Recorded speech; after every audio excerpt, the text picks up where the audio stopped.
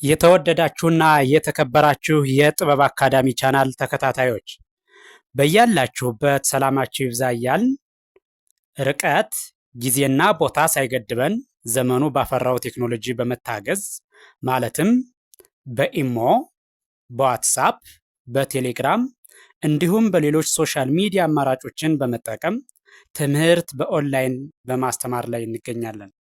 የምናስተምራቸው የትምህርት አይነቶች አማርኛ፣ እንግሊዘኛ፣ ሂሳብ እንዲሁም ሌሎች የትምህርት አይነቶችን ያካትታል።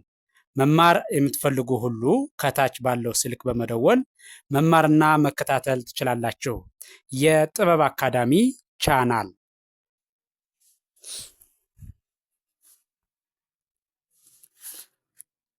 የተወደዳችሁና የተከበራችሁ የቻናላችን ተከታታዮች እንደተለመደው ዝግጅታችን ወደ እናንተ መድረሳችን ቀጥሏል። ዛሬ ደግሞ ወደ እናንተ ልናደርስ ያዘጋጀነው ዝግጅት የእንግሊዘኛ ቃላትን እንዴት ማንበብና መጻፍ እንደምንችል ሊያሳይ የሚችል ቪዲዮ አዘጋጅተን ወደ እናንተ ልናደርስ በዝግጅት ላይ እንገኛለን።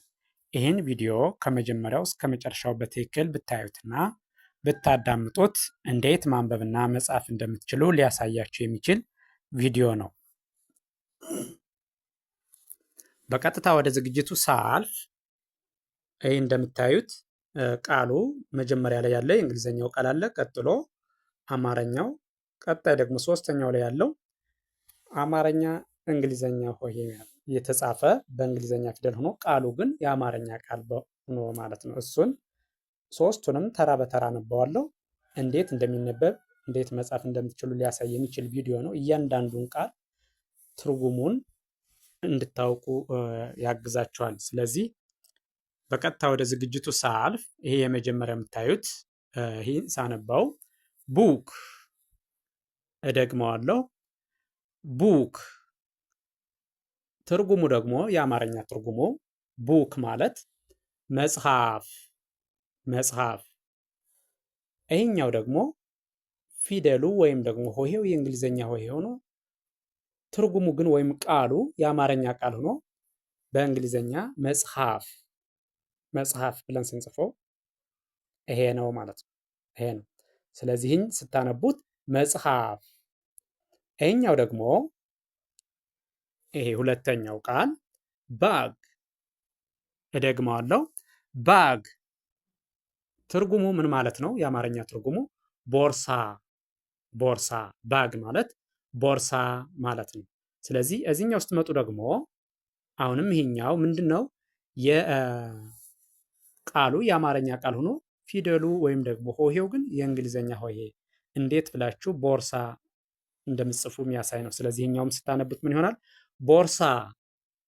እደግመዋለሁ ቦርሳ። ቀጥሎ ያለው ይሄኛው ደግሞ ይሄ ፔን፣ እደግመዋለሁ ፔን። ምን ማለት ነው? እስክርቢቶ፣ እስክርቢቶ። ትርጉሙ እስክርቢቶ። ይሄኛውም እስክርቢቶ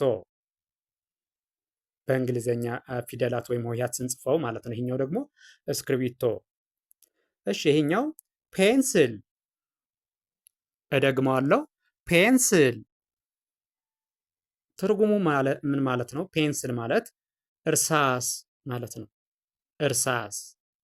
ይሄኛውን ደግሞ በእንግሊዘኛ ሆሄያት ስጽፉት እርሳስ ብላችሁ ይሄ ነው እርሳስ፣ እርሳስ። የአማርኛ እንግሊዘኛ ማለት ነው። ይሄኛው ደግሞ ይሄኛው የምታዩት ሩለር፣ እደግመዋለሁ ሩለር። ትርጉም ምን ማለት ነው? ማስመሪያ፣ ማስመሪያ ማለት ነው። አማርኛ እንግሊዘኛውም ይሄ ማስመሪያ፣ እደግመዋለሁ ማስመሪያ።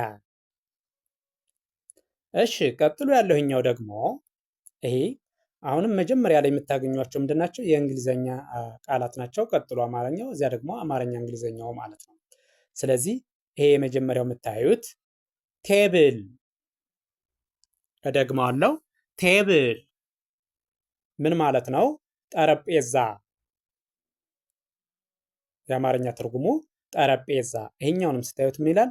ጠረጴዛ። ጠረጴዛ። እሺ ቀጣይ ያለው ደግሞ ቀጥሎ ያለው ይሄ ዳስተር። እደግማለሁ ዳስተር። ትርጉሙ ዳስተር ማለት ማጥፊያ ማጥፊያ የሰሌዳ ማጥፊያ ማለት ነው። ይሄኛውን ስታነቡት ማጥፊያ አማርኛ እንግሊዘኛው ማጥፊያ። እሺ ይሄኛው ቀጣይ ያለው ይሄ ደግሞ ቸር። እደግመዋለሁ ቸር ምን ማለት ነው ትርጉሙ? ወንበር ወንበር ወንበር። ይሄ አማርኛ እንግሊዘኛውም ወንበር ሳነበው ምን ይላል? ወንበር። እሺ ቀጣይ ያለው ይሄኛው ግላስ። እደግመዋለሁ ግላስ ምን ማለት ነው? ብርጭቆ ማለት ነው። ብርጭቆ። ይሄኛውም ብርጭቆ ስታነቡት ምን ይላል? ይሄ ብርጭቆ። እሺ ይሄኛው ቀጥሎ ያለው ስፑን። እደግመዋለሁ ስፑን የአማርኛ ትርጉሙ ማንኪያ ምን ማለት ነው? ማንኪያ። ይሄኛውም አማርኛ እንግሊዘኛው ማንኪያ። እደግመዋለሁ ማንኪያ። እሺ ቀጥሎ ያለው ይሄኛው ደግሞ ሲነበብ ሶፕ። እደግመዋለሁ ሶፕ ሶፕ ምን ማለት ነው? ሳሙና ማለት ነው። የአማርኛ ትርጉሙ ሶፕ ማለት ሳሙና። ይሄኛውም አማርኛ እንግሊዘኛ ምን ይላል? ሳሙና። እደግመዋለሁ ሳሙና። እሺ ይሄኛው ደግሞ ሊስን። ሊስን ሊስን ማለት ማዳመጥ ምን ማለት ነው? ማዳመጥ። ይሄኛውም ማዳመጥ። እደግመዋለሁ ማዳመጥ። እሺ ይሄኛው ቀጣይ ደግሞ ይሄ ደግሞ ቶክ ቶክ። እደግመዋለሁ ቶክ ምን ማለት ነው? ማውራት ማውራት። ይሄኛውም ማውራት ምን ይላል? ማውራት።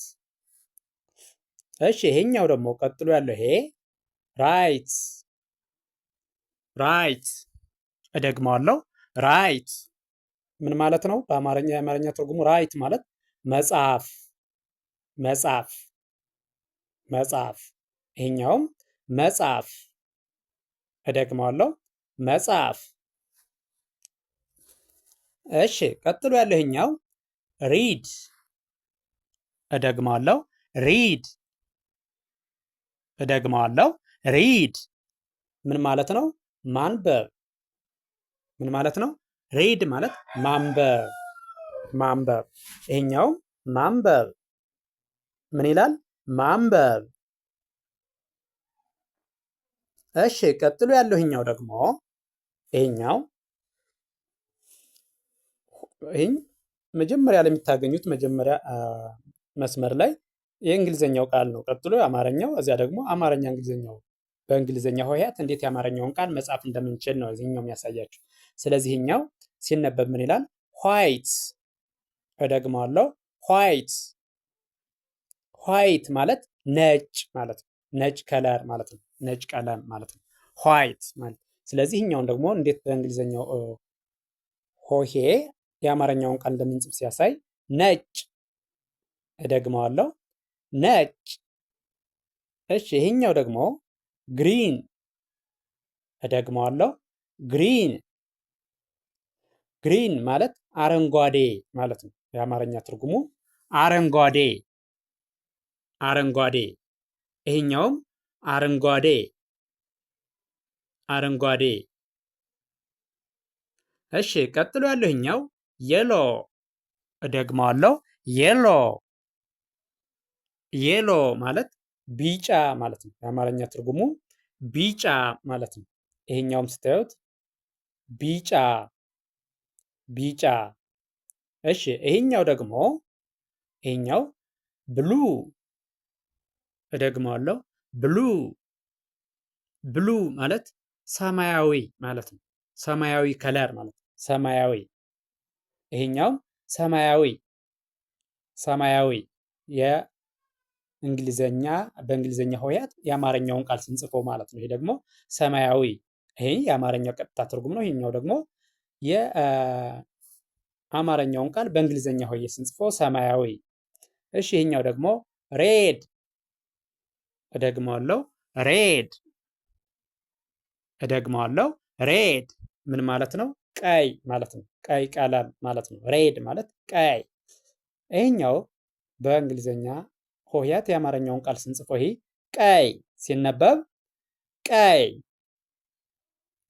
ስለዚህ ይህን ቪዲዮ ከመጀመሪያው እስከ መጨረሻው በትክክል ከርሰሩን ተከትላችሁ ብታዩትና ብታዳምጡት እነዚህን የእንግሊዘኛ ቃላት እንዴት ማንበብና መጻፍ እንደሚችሉ ትርጉሙን እያንዳንዱን ቃል በትክክል ማወቅ ትችላላችሁ ማለት ነው። ስለዚህ ከመጀመሪያው እስከ መጨረሻው በትክክል ከርሰሩን ተከትላችሁ ብታዩትና ብታዳምጡት የተለያዩ የእንግሊዘኛ ቃላትን ትርጉማቸውን እና እንዴት ማንበብ እንደምትችሉ እንዴት መጻፍ እንደሚችሉ የእንግሊዘኛን ቋንቋ በቀላሉ እንድትለምዱ ወይም ደግሞ እንድትማሩ ያደርጋችኋል ማለት ነው። ስለዚህ ቪዲዮውን ከመጀመሪያው እስከ መጨረሻው በትክክል ብታዩትና ብታዳምጡት ትማሩበታላችሁ፣ ታተርፉበታላችሁ።